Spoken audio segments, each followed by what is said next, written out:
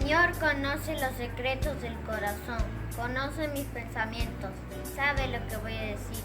El Señor a mi lado siempre está. El Señor es justo en todo lo que hace. Está lleno de bondad. Mi Dios es un Dios justo. Santo, santo, santo es el Señor de los ejércitos celestiales. Toda la tierra está llena de su gloria. Mi Dios es un Dios santo.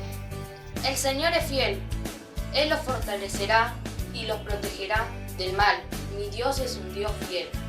Dijo Jesús: yo esté con ustedes siempre, todos los días hasta el fin. El Señor a mi lado siempre está.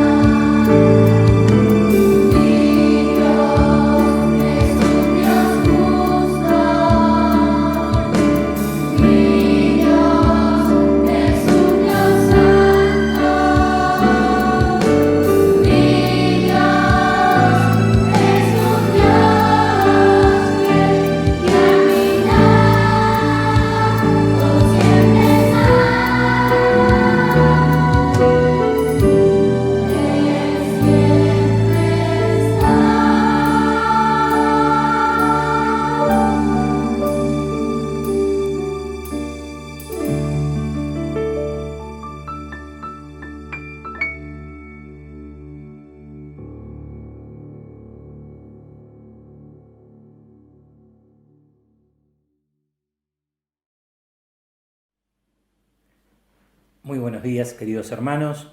Un gusto poder estar nuevamente compartiendo la palabra de Dios en esta mañana.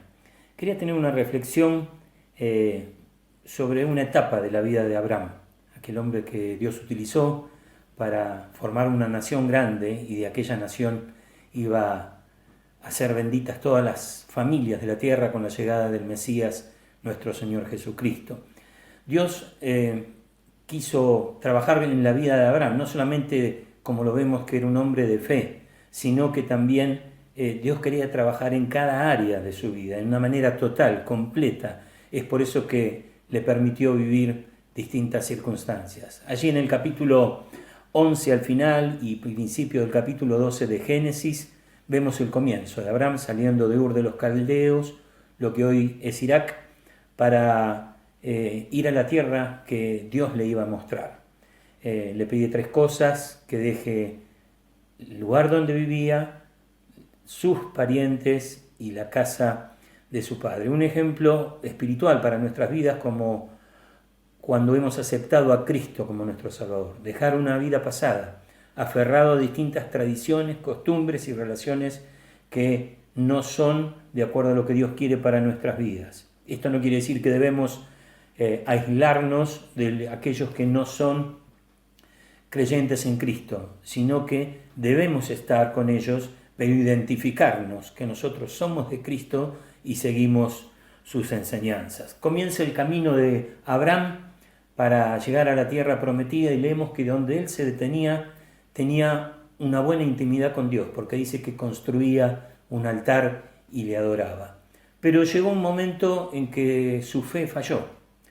Obviamente, como todo proceso en la vida del cristiano, tenemos nuestras caídas, nuestros deslices. Y ahí nos cuenta que cuando hubo una gran sequía en la tierra, Abraham tuvo miedo y el temor lo invadió y tomó malas decisiones y lo hizo ir a Egipto. Y sabemos también la aplicación espiritual que tiene para el creyente Egipto, que lo simboliza como el sistema de este mundo opuesto a la palabra de Dios, ¿sí? Y ahí llegó Abraham y tuvo consecuencias mayores porque tuvo que mentir o decir una media verdad o una media mentira, ¿sí? Por su esposa, acerca de la relación con su esposa. Y esto le llevó a este traspié. Pero continúa la vida de Abraham y vemos allí en el capítulo 13, ¿sí? Que en ese trayecto que también iba su sobrino Lot, tenían gran cantidad de ganado y hubo un altercado entre los pastores del ganado de Lot y el ganado de Abraham. Y Abraham realmente de una manera sabia, ¿sí? Él siempre prefirió las relaciones antes que las posesiones. Nuestro querido hermano Pedro Fuentes tiene un comentario sobre este capítulo y lo tituló Perder para ganar. Y así fue la vida de Abraham. Él prefirió no entrar en una discusión. Él tenía todo el derecho, pues realmente él era el que Dios había llamado, no a Lot.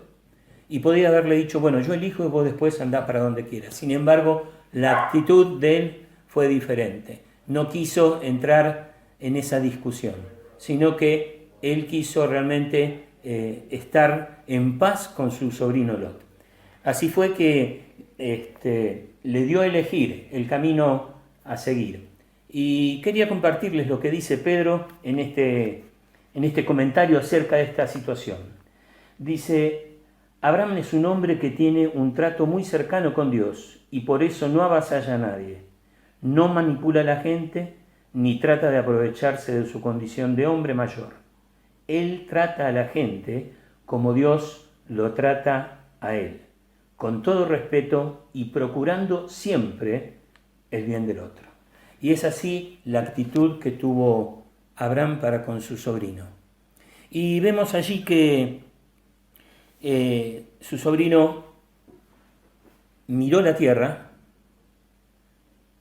pero no miró el cielo y tomó decisiones erradas. Vio una llanura muy hermosa y dijo, acá puedo criar ganados, tener más posesiones. Y es así que se fue extendiendo y sabemos la historia de Lot, que llegó hasta Sodoma y Gomorra, dos ciudades realmente lejos de Dios, totalmente un camino alejado de Dios, desobedientes a Dios. Y él quedó atrapado en ese sistema del mundo de Sodoma y de Gomorra. Eso le trajo como consecuencia a Lot, que por guerras entre alianzas, entre reyes, Sodoma y Gomorra fuese invadida y quedaron cautivos. Y también Lot, y dice que este rey Kedorlaomer fue el que lo llevó cautivo a Lot. Alguien se pudo escapar del grupo de Lot y dio aviso a Abraham. Y una vez más la fe de Abraham y la madurez de Abraham es puesta a prueba. Porque él podía haber pensado, bueno, Lot llegó a esa situación porque se alejó de mí, se alejó de Dios y es más, se acercó a lugares que no debía. Está pagando las consecuencias de su desobediencia. Pero sin embargo, la actitud de Abraham fue distinta. él prefirió cuidar las relaciones y no juzgar a su sobrino.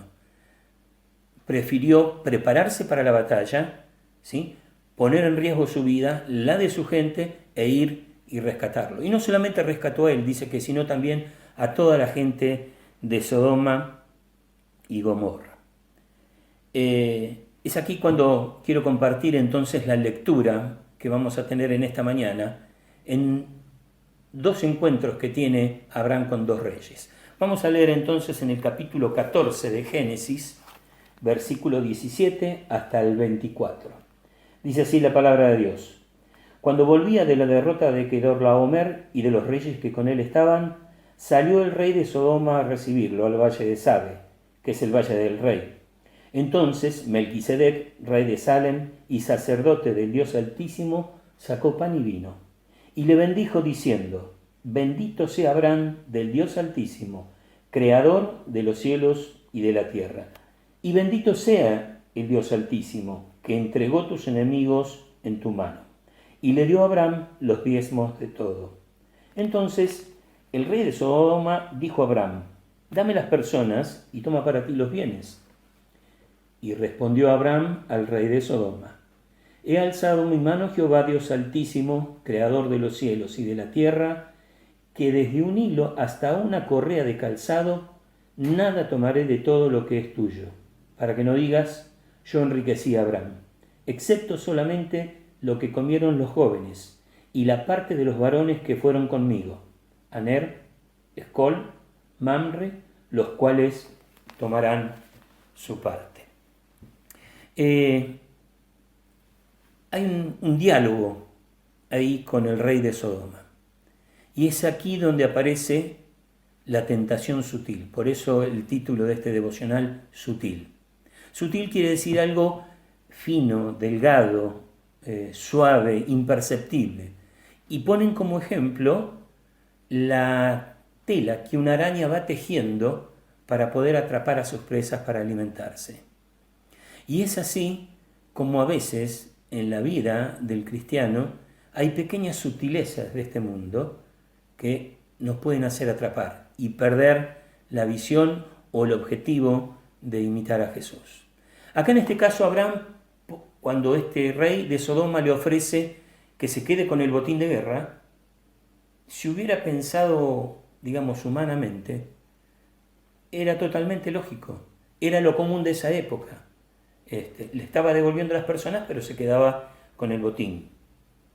O bien podría haber pensado, a ver, este rey está reconociendo en forma de gratitud que he salvado al pueblo de otro grupo de reyes, entonces, bueno, como regalo, él me está dando todos sus bienes. Y de no aceptarlo realmente sería un desprecio y podría quedar ofendido. Pero ustedes saben que esta palabra sutil o sutileza tiene otra interpretación. Y dice así: sin embargo, cuando se aplica a una persona, entonces lo que se hace es alabar su agudeza e ingenio a la hora de percibir los pequeños detalles de las cosas. Y esto es lo que había sucedido con Abraham. Abraham tuvo la sutileza de ver este ofrecimiento, pero dijo: a ver, si yo lo acepto, el día de mañana quedo en deuda con este rey. Y él estaba en el camino y en el proceso de depender pura y exclusivamente de Dios. Ya había fracasado una vez en Egipto. No quería volver a caer en el mismo error. Por eso le dice: de ninguna manera no voy a tocar absolutamente nada de lo que es tuyo. Es decir, quería vivir una plena dependencia de Dios. Y yo pensaba, nosotros tenemos en la actualidad el Espíritu Santo en nuestros corazones.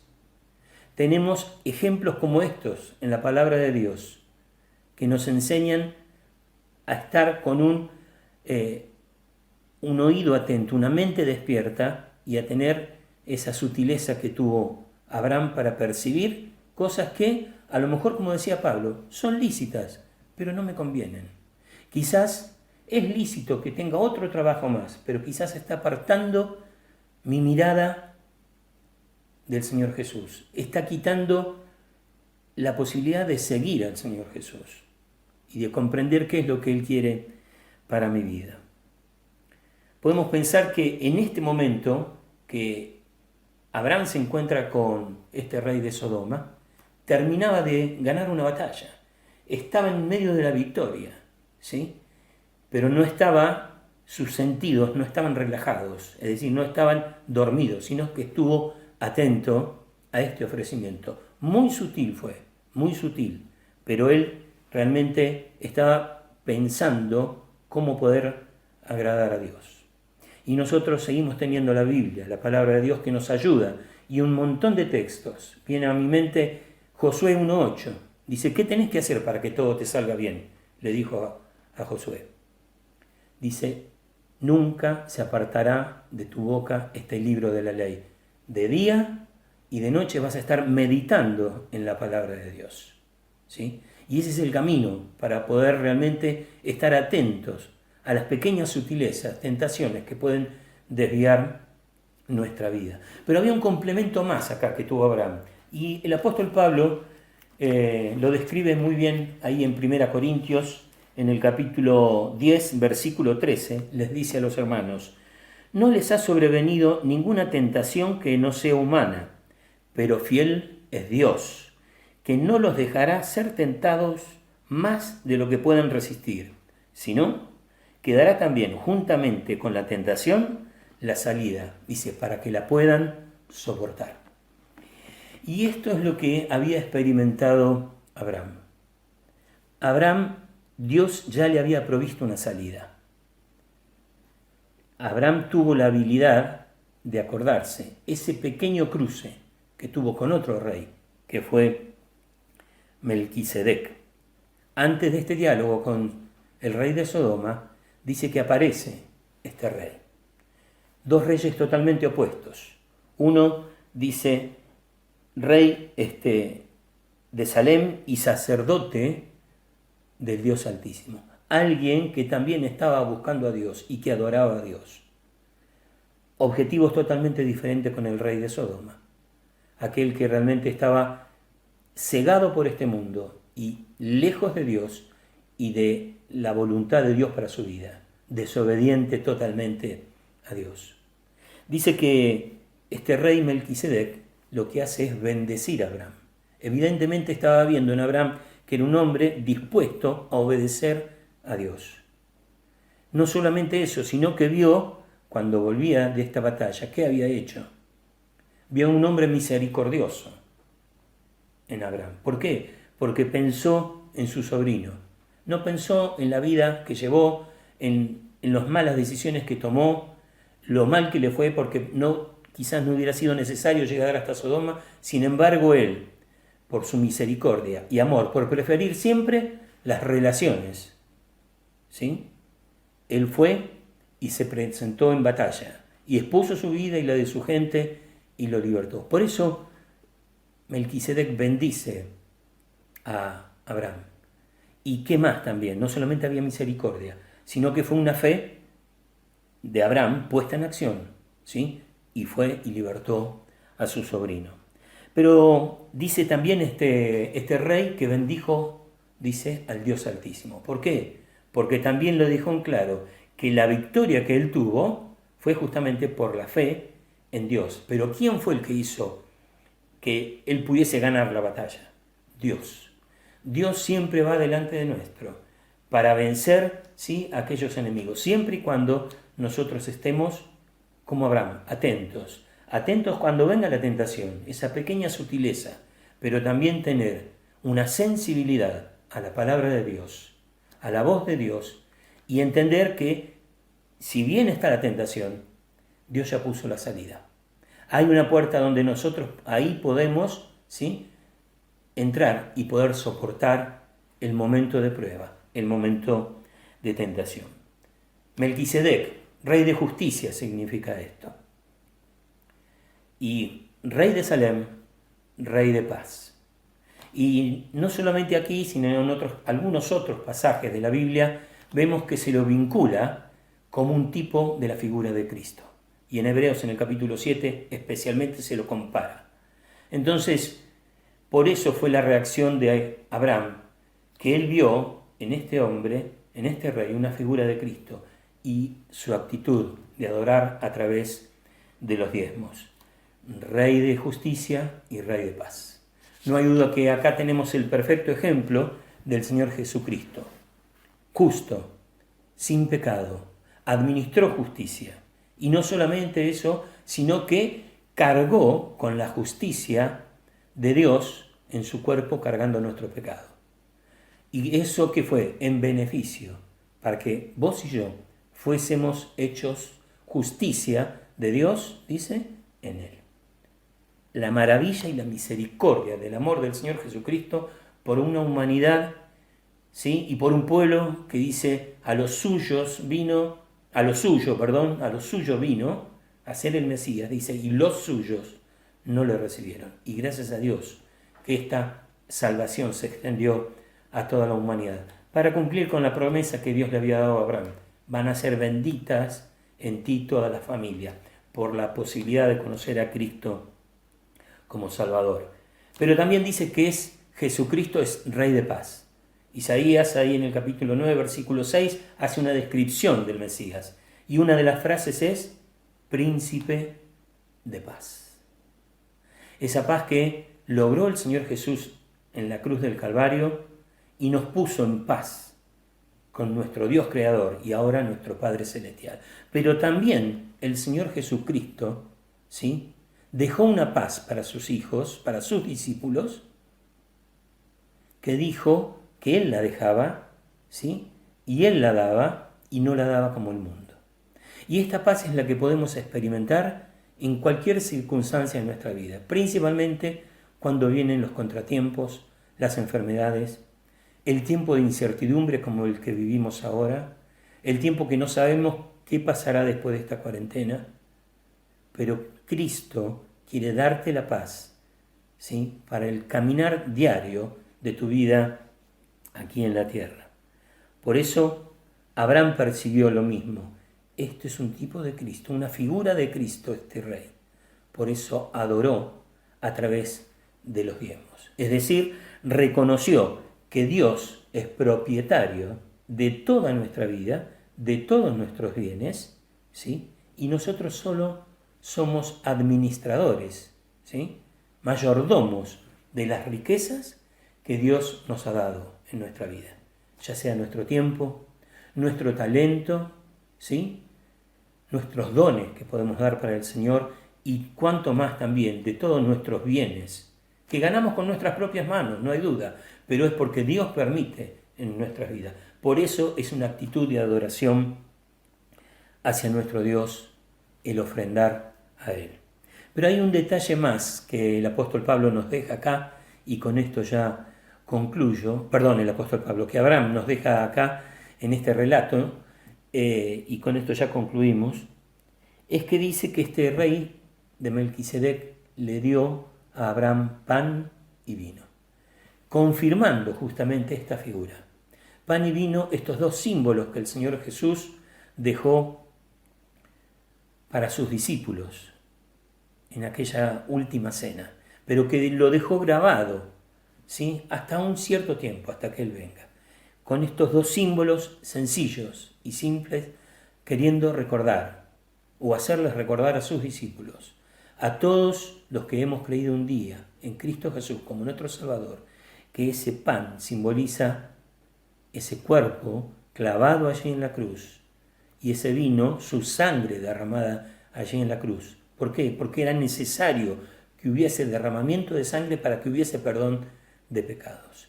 Cristo hizo la obra completa allí en la cruz. Justicia a favor nuestra, paz en nuestros corazones, perdón de nuestros pecados y la seguridad de una vida eterna porque Él resucitó y si Dios quiere, pronto viene. Esta mañana una vez más, cada uno en sus hogares podrá hacer memoria de nuestro amado Salvador a través del pan y del vino y poder adorarle de corazón, pero poder tener un espíritu completo de adoración.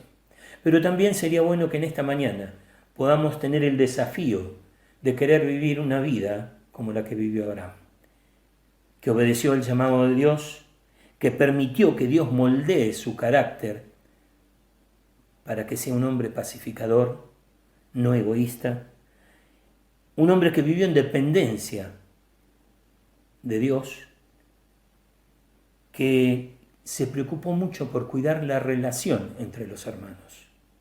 Y qué importante que es esto. En esto el mundo va a ver si somos discípulos de Cristo, si nos amamos unos a otros. Y esto habla también de estar atentos a la necesidad del prójimo, como estuvo atento Abraham cuando le vinieron a contar que su sobrino estaba preso.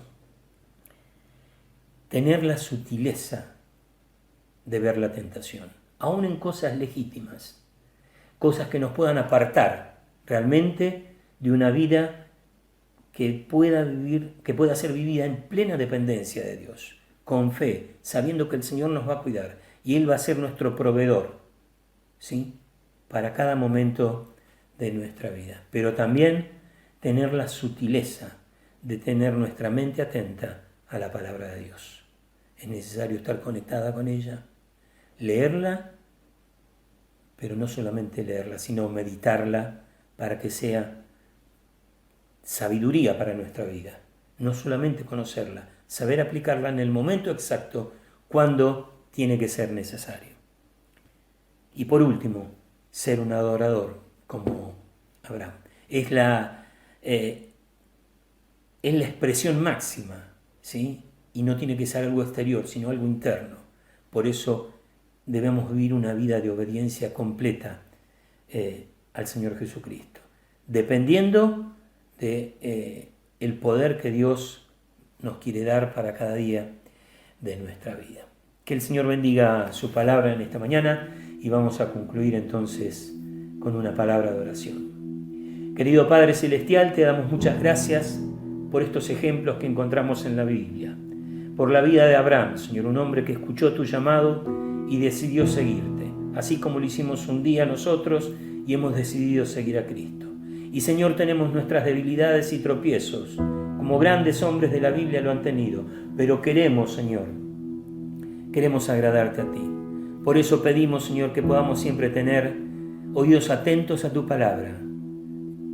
Señor, tener la sutileza de poder escuchar tu voz en el momento justo, para cuando venga la tentación, y también, sí, tener ahí oídos atentos y despiertos, para no quedar enredados, Señor, en una cosa tan imperceptible que nos haga tropezar o desviar del camino de nuestro amado Salvador.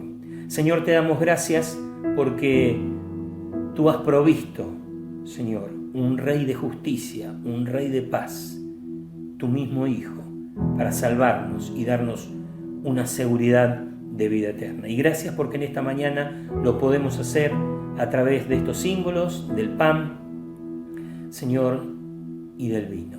Rogamos por aquellos que quizás no tienen esta seguridad, que quizás están enredados en este mundo, que puedan ver en el Señor Jesucristo la salvación para sus vidas. Gracias, Señor, por cuidarnos. Rogamos que nos estés protegiendo en todo este tiempo. Bendice a tu pueblo, Señor. Gracias por tanto amor a través del Señor Jesucristo. Oramos en el precioso nombre de nuestro amado Salvador. Amén. Muchas gracias por este tiempo. Que Dios te bendiga, que tengas una excelente semana y que puedas realmente estar conectado con la palabra de Dios, con lo que Él quiere para tu vida, ¿sí? Y no dejar de meditar en ella. Muchas bendiciones.